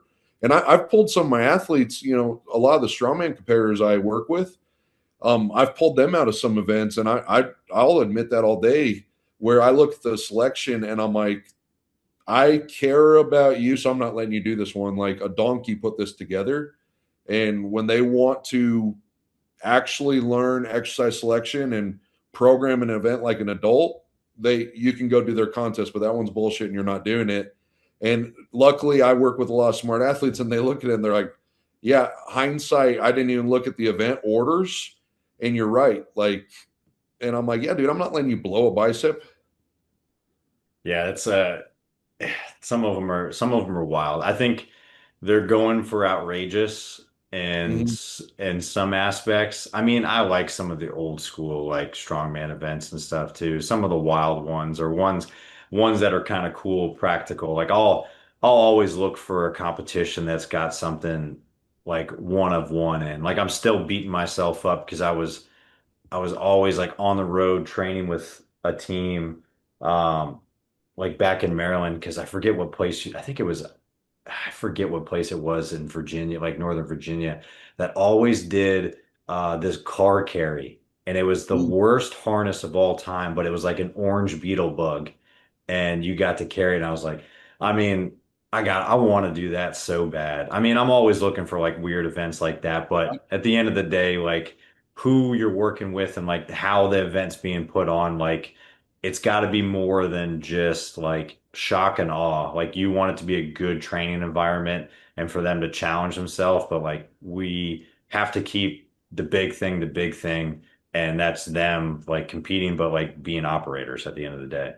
Yeah, man. And that's the big thing is these guys are all professionals. So I take that very serious. Our strength panel and all of our supporters take that very serious. And like you're not going to do, that the beetle carry and then go into a heavy deadlift. I'd hope not. And there's going to be exercise selections and orders, and injuries happen. And these guys already have such a rigorous demand they got to be ready for, and for them to have to worry about that in competition, like I'm not about that. Like we're going to kick their ass and we're going to make sure that they're filling the events, but we're going to do it in a very effective and safe manner. And luckily, we got a lot of smart dudes and a lot of smart girls on the staff who know how to flirt that line. And I've told commanders I work with, like, there's an art to that of you can have somebody feel smoked or have something dangerously effective, but it still be safe. Yeah, that's a great way to do it too. And like again, like that goes back to like your professional opinion and kind of knowing the people that are trying to be a part of it. And again, being the voice of reason when it comes to it. Like, yeah, it's really cool, but like at the end of the day, like your job is on the line. So if you're not prepared for this, like we can't really do it. So like kind of coinciding with that, I know that's kind of like the big event that goes on, World's Strongest Operator, but like that's kind of run through downrange strength. So kind of touch on that briefly, like what I know you said it happened by mistake, but like Yes. I mean, a happy mistake is still a good thing. Like, what was kind of the goal? Maybe not when it started, but now that it's kind of solidified and it's been going since 2021, and kind of what is like the thing that really sets downrange strength apart from maybe other communities, groups, and training programs. I think so. It started to fund the event, and like, you, if you're an event promoter, like, you have to pay tax on the events, and so like it started as a way to just like, as funny as it is, we were like, dude, we have to, oh shit, like all think we're like, we have to pay taxes, man, and so that's how it started, and then as far as the coaching of like downrange strength, technically started when I was back at Wyoming because. I would say, like, as a strength coach, so it's kind of funny because all these influencers underthink the coaching part. They just start recycling programs, and like everybody's an online coach now, and it's like, dude, holy shit! Like, that would be a 4 hour episode for us to get on that as coaches. And so I was at a powerlifting comp, and I just hit a 705 deadlift, and these girls come up to me afterwards, and they're like, "Hey, do you coach?" And I thought that was the funniest question ever because it's what I did professionally. I was like, "Yeah, like, what do you guys like?" Like, I'm like, "What the hell? Like, why are you asking that?" And they were like, "So you coach?" And I was like, I thought it was a funny question. I'm like, "Yeah, that's what I do professionally. Like, what do you do?" And they were like, "Will you coach us?" And I was like, "What do you mean?" And they were like, "So I'm asking them a couple questions, and they worked with online coaches, but they weren't happy with it, and they saw my deadlift. They're like, oh, this dude must know what he's doing," which I think is kind of a good litmus test. Like, um, coaches should lift, I think, is one thing. Well, so obviously, like, I don't think you should ever skip an opportunity. I didn't give it much thought. I was like, yeah, sure, I'll coach you guys. And so I started coaching them. It was awesome. It was fun. And while I was working with athletics, it helped me stay sharp with strength preps and, like, powerlifting, strongman. Because I think as a coach, like, the more, like, how I talk about, I started exploring tactical programming when I was still working with football, talking to my buddies and seeing how I can help them. Um, I was still working with, powerlifting, strongman on when I was working with football when I started doing that. So that's kind of like the pre-coaching side of it. Well, when our guys were deploying, who I'd worked with on the unit level, some of their, some of the guys they had been deploying with, some of the teams, they saw how they trained and they saw their muscle mass, some of the weight they were pushing, and they were like, dude, who do you work with? Like, we want in. And so they hit me up. They're like, hey, are you cool if we, like, give out your contact? And then so that started spreading. So that's kind of how, like, the downrange strength coaching started for tactical, was like by word of mouth. Just dudes liked how our guys were looking, performing. And the most important part, you see on all these deployments, was our dudes trained the whole time and were healthy. And that's one of the biggest feedbacks I get on deployments when people work with me, is they're like, dude, we were the only people at that camp who weren't injured or stayed healthy the whole time. And that's a product of good programming and good decision making on their part to not ruin the paper, right? That's where all credit goes to the lifter. They still have to, there's a lot of things they can do to fuck up a program. So they're making the right choices. So then from there, we just organically grew it. On the event side, we've been very fortunate to have some really good event partners. We do a lot with Branch Warren, Johnny Jackson, Gas, Brian Dobson, and they've been awesome to work with. So on the event side, we've grown that over the years, and that's been awesome. And they've been such cool help for where World's Strongest Operators at. And we got another one coming up in Lubbock this October. It's year 2, working with Branch on that. But really, I mean, the kind of what separates it apart is we work with so many different populations and people that we're able to help not only the tactical side, but their friends and family. So it's not just a, one trick pony. We work with, dude, you name it, like accountants, lawyers, real estate agents, NFL players, grandmas, their grandkids. Like we have such a wide wingspan on that. So I think that's the big thing is I still try to stay as general as I can, just like when I first started coaching. I try to coach as many different populations as I can year round. So I'm never losing that edge and always able to put eyes. If it's, teaching a grandma proper strength and conditioning, if it's teaching an operator, NFL player, I'm always able to put eyes and watch how the body moves. Cause at the end of the day, everybody has a spine. Let's not overcomplicate it and try to make everything so specific.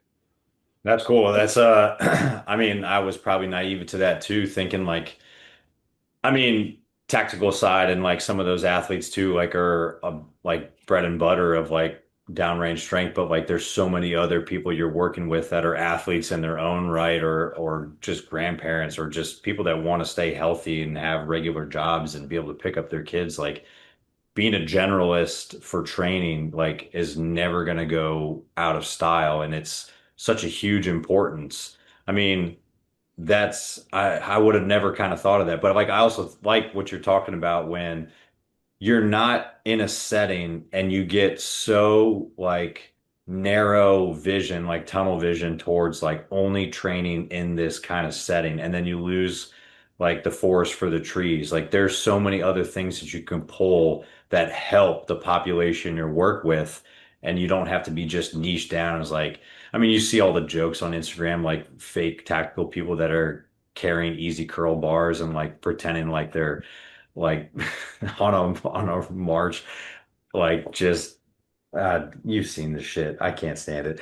But like it's not that. And you're working with so many different people, like it kind of sharpens your edge all the time so that you could, again, can go back and be able to have any conversation and program any single way for your individuals that are going to come with wild questions that might not pertain to like what we would consider a quote unquote tactical training program. So it's awesome to kind of hear that stuff. And I mean, you reiterated the point again too, like availability and health, like deployment is just as important as it comes to like on the field and like playing a season for a sport. And if your athletes move well, they're healthy, they look good, other people are going to notice. And if you're in the tactical setting, people are going to want to come to you. If you're in a private setting, people are going to want to come to you. If you have your own coaching business, people are going to want to come to you. There has to be a demand, and they're the perfect like business card for progress and like your work. It speaks for itself right there. Yeah, and the thing is too, a lot of times, like everybody, they have friends, they have family, they might start asking you questions that like pertain to their friends and family, and then you might start working with like their family members or friends before them. Um, Dude, it's a funny world that way, and I think uh, the strength inflection, I think, is a something that I've seen I get the most flyby thank yous on. A dude stopped me the other day I've never met before, and he's been doing my programming for a while. And he was talking about all the front loaded carry, sandbag work, Zercher stuff that we had been doing. He, dude, all of his back pain went away. And that's what a lot of operators and a lot of like, I see it, dude. What's funny, I would have never guessed this to be a niche, but a lot of operators and a lot of like pregnant ladies and mothers are the ones who make the most comments to me on like strength and flexion and Zerchers and sandbag and front carries because moms are in that position all day. They're picking up their babies. They're everything's a Zercher and a front loaded carry. And dude, I get the most positive feedback from operators and pregnant ladies and moms about front loaded carries. Hey, It's funny. I mean, strongman training is always there. Like it's so functional. It's such a good way to add into the program and like for every single person. And I mean, those are clear examples of how that carries over to everyday life or like your job tasks. And I can't think of a better way to like incorporate something into your program. If you're not already doing it, and if you are doing it, like keep doing it because it's huge. I think, dude, the strongman training, I think where it gets kind of like a demonized bad rap is a farmer's carry with double digit kettlebells is functional. A farmer's carry with your body weight in each hand is strongman. Everything that's like functional training is just light strongman. But then when you start calling it strongman, it scares people. And I just tell everybody like strongman is just functional training and CrossFit for adults. Like that's what strongman is. It's strength and conditioning in a very hardcore manner for adults. Yeah, it's Yeah. context and like it's do again, it's dosage. And I mean, if you gotta change the name of it too and like just to kind of like soften the edges, fine. So be it. Like you're still gonna do a carry. Like we might change the load, we change the mechanism of it too. Like, but you're doing strongman, you're doing functional training. I don't give a shit what you call it. No, yeah, at the end of the day, like you're doing a farmer's walk, like we all need to carry groceries. Farmer walks are never going to go out of style. And I think what I try to get my strongman competitors to do to stay healthy is actually be seasonal. Now, whether they're tactical or civilian, like I try to get them to be more seasonal. That way, we can actually have training phases and health phases, and like let the soft tissue recover. And because I think I was talking with Branch Warren about I think bodybuilding is the best thing anybody can do for general health, right? Because if you get injured, what are you going to do? You're bodybuilding, whether you like it or not. You're doing single joint movements. So it's always made more sense to me to do those year round. One, as a coach, dude, like you can isolate the injuries a lot better and you can watch the way somebody's shoulder moves. We can isolate down to bodybuilding where they're deficient. And you can start predicting and working around injuries a lot better the more you can figure out bodybuilding and the way the body moves under load and just through the goal of the bodybuilder is to look like an anatomy chart. And so when you're watching the different muscles move in isolated ways, you can tell why the back hurts and why the shoulders hurt really quick. But Branch, him and I were talking about bodybuilding in the tactical setting because a lot of times when I say that, it gets demonized and really, really, really taken out of context, right? But bodybuilding, by definition, is the building of a body. Like, let's not overcomplicate. You're building a body. Who the fuck doesn't need to build a body? Like, it's everybody needs it. And when we were talking, my definition of bodybuilding in an athletic and tactical setting, you have to work your ass off to overdevelop areas. So a bodybuilder doesn't need to over isolate his upper back and glutes unless that's the deficient portion on stage, right? But a tactical athlete and an athlete need to work like hell 24/7 to overdevelop their upper back and glutes. You cannot have a strong enough upper back and glutes if you're going to be carrying a ruck or in kit or punching dudes if you're an offensive lineman or boxer. You cannot. I've never had a referral from a PT where they went, "Hey, this dude's glutes and upper back is overdeveloped." That has never been said by a physical therapist. And so when I was talking to Branch, I was like, the definition of how I interpret bodybuilding for athletics and tactical athletes is your idea of symmetry is overdeveloping the areas they need for health. And he said something that stuck in my head rent free that I think about with bodybuilding strongman. But he said bodybuilding is the most healthy thing you can do unless you're competing in it. It's about the most unhealthy thing you can do. But for training and diet, just as general population, bodybuilding is the best thing you can do. So I think of that with strongman too, where like as long as you're doing it for health and functionality, it's not bad for you. Just don't compete every other week. That's when it becomes bad for you.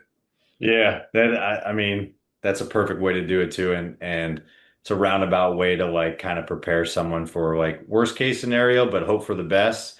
And yeah, like just doubling down and making sure that like you're working on those weakness areas too. Like bodybuilding's the best way to do it, and it's same as like we talked about for strongman and functional training. Like if you got to change the verbiage just slightly and like put it into context for someone so they don't get so up in arms about you calling it bodybuilding. They have a different definition. Like Mhm. whatever, I'll soften the edges for you. But Yeah, I awesome, love man. that. Well, hey, I know we could go on forever and ever. We got a lot of other stuff we could kind of touch on, but we got to end the show with a finisher. So I got 4 quarters, 4 questions, and maybe overtime at the end. But you can go rapid fire, or if anything you feel like you need to add a little bit more to it, feel free. But you ready for the first one? Yeah, let's send it. All right, first one I got for you. Biggest influence in the strength and conditioning profession.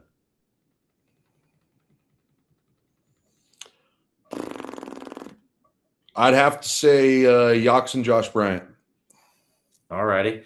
Hey, when you're not coaching, you're not kind of working on all these other projects you got that are coaching related. What are some of your hobbies that kind of reset, recharge you? Dude, I'm always coaching. I'm always in the weight room. I'm always doing something. Like dude, me and my wife, we were married under a strongman yoke was our altar. Our Bible was the West Side Book of Methods. So that kind of tells you where like our priorities are at on 24/7. Movies, then number one, movies. And then when I'm trying to turn my head off, movies and coffee with my wife and kids. There we go. Hey, so if you weren't coaching, what do you think you might be doing as a different profession in an alternate universe? That is such a dangerous thought if I wasn't in a weight room or coaching. Ugh. I've never even thought about that. God, shit. Probably something with food. I would have found some fat creation food wise, like maybe some weird chef that's like, I don't, I've never thought of that in my life. I've genuinely never been asked that or thought of that. Um, Dude, something food related. Um, I can't think of anything besides weight room. Something, yeah, I don't know. I would have developed some sort of nacho that's never been done. A notch. All right. Yeah, I like that. I can deal with it. Hey, this one's kind of on par with that though too. If you were setting up an ideal training day for yourself, like what is the hands down best post-training meal and what are you rocking on the speakers? Rocking on the speakers. If it's so, I always like kind of period up my music and period down it per the like training. So like when I'm like getting into it, it's like something like Leif Erikson, Interpol, some sort of like indie hippie bullshit. I kind of like to like phase into it and then training like it's Kubla Khan, it's Tsunami, it's like just damage on your ears. And then coming back down, it's going to be like I'm going back down it and going Alice in Chains, some 90s divorced dad rock type shit. So that's going to be what's on the speakers. And then post training meal, dude. I've been dieting pretty hard the last couple years because after we had kids, me and my wife always our plan was like be as bloated and strong as possible, and then when we have kids, take off all the fat. So last year, I was pretty much in deficit all year, so I was eating like a damn good boy. Like, dude, I was on point.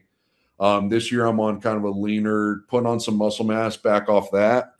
Um, I'll tell you straight up, my like dirty days, holy shit, dude, those were documented. Like, um, it depends where I'm living. Like Wyoming, I'm going to Crowbar. I'm getting a steamroller and a side of brown gravy, and then going to Born Barn getting wings, rice. Like, oh man, Houston, there's so much food there. Here we got really good at cooking brisket nachos, ribeyes. I'm a big sushi dude. Oh, dude, I could talk about food all day. Like, Whataburger, man. I'm going pure fat boy if it's in my like strong days. But right now, probably steak and dude, pretty boring like steak and potatoes. We've been behaving way too well. Yeah, some of those good old like throwdown like after heavy lift days are always fun to kind of reminisce on. Hey, so last one I got for you for overtime. What is either your favorite under the bar memory or favorite coaching memory? Or it could be whatever kind of comes to mind first. Um, Man, under the bar, so many. Um, um, Shit, so many on under the bar. That one's tough. Because like I have somewhere it was like the under the bar memories when shit was going so good. Um, me and my one of my best friends, the one I was mentioning earlier, Shane. Um, him and I had some fucking barn burners, and like there was just some days that were just not even human that we hit together. Um, Damn, we had a lot, but I think for the adversity standpoint of like when shit wasn't going good, I was coming off a couple injuries. I just had my I was coming off a couple injuries, and then I worked up to a 738 deadlift, which was like, it was only a 5 pound PR, and the longer you've been lifting, you kill for those 5 pound PRs. Like a younger lifter, you can tell how long somebody's been lifting because like an advanced lifter is gonna be like, fuck yeah, I got a 5 pound PR. A younger lifter is gonna be like, I want to put 50 pounds on my bench in 2 weeks. So the 738 meant a fuck ton because I had a lot of good people in my corner. I was working really hard on that with my wife, Josh Bryant, my training partner, Joey Caldwell, one of my best friends.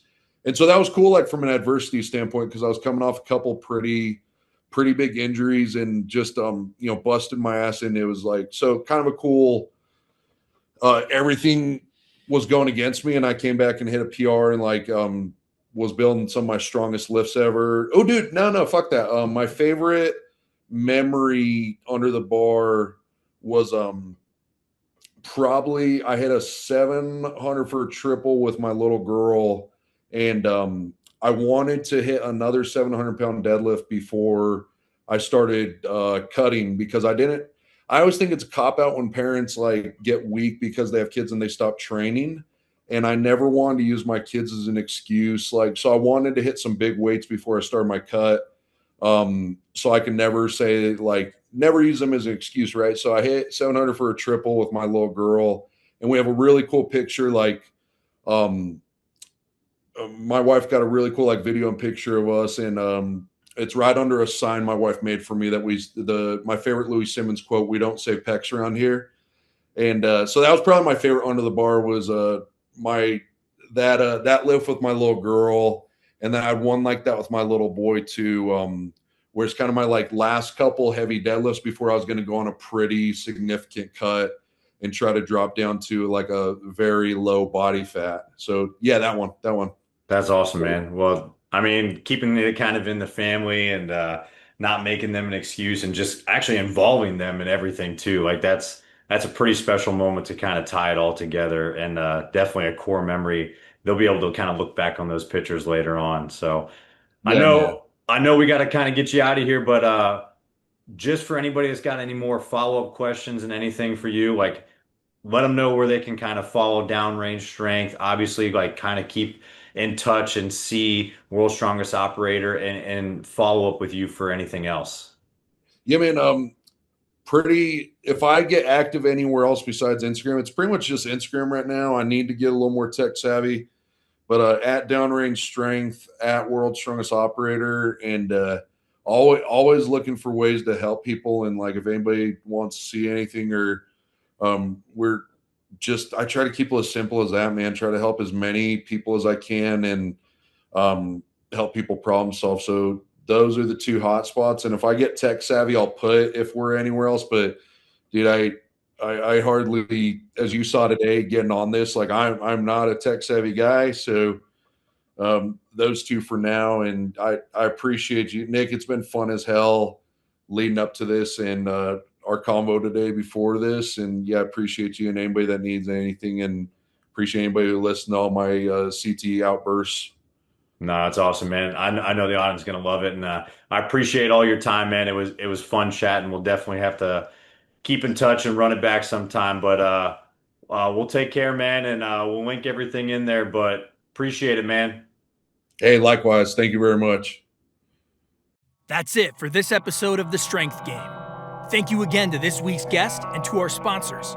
Be sure to connect and keep up with our guests at the links in the description below. Remember to subscribe to us on Apple and Google Podcasts, Spotify, or your favorite podcast provider to stay up to date on all future episodes.